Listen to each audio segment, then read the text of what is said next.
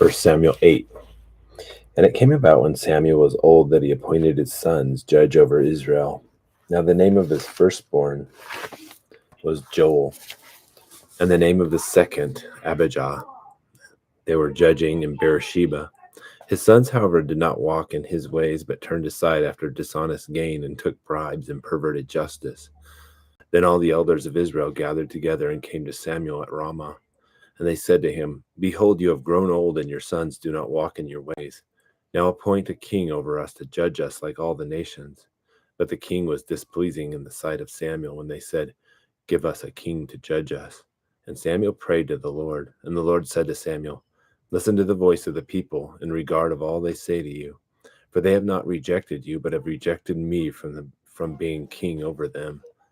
Like all the deeds which they had done since the day that I brought them up from Egypt, even to this day, and that they have forsaken me and served other gods, so they are doing to you also.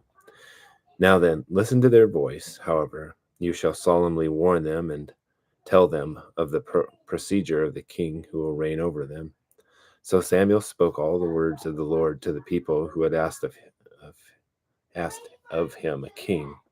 And he said, This will be the procedure of the king who will reign over you. He will take your sons and place them for himself in his chariots among his horsemen, and they will run before his chariots. And he will appoint for himself commanders of thousands and of fifties, and some to do his plowing and to reap his harvest and to make his weapons of war and equipment for his chariots. And he will also take your daughters for perfumers and cooks and bakers. And he will take the best of your fields and your vineyards and your olive groves and give them to his servants.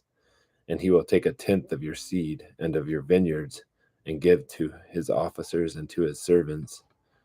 He will also take your male servants and your female servants and your best young men and your donkeys and use them for his work. He will take 1/10 of your flocks, and you yourselves will become his servants. Then you will cry out in that day because your king whom you have chosen for yourselves. But the Lord will not answer you in that day.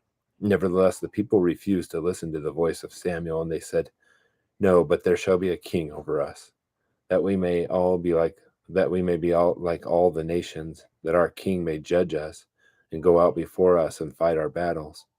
Now after Samuel had heard all the words of the people, he repeated them in the Lord's hearing. And the Lord said to Samuel, Listen to their voice and appoint them a king. So Samuel said to the men of Israel, Go every man to his city.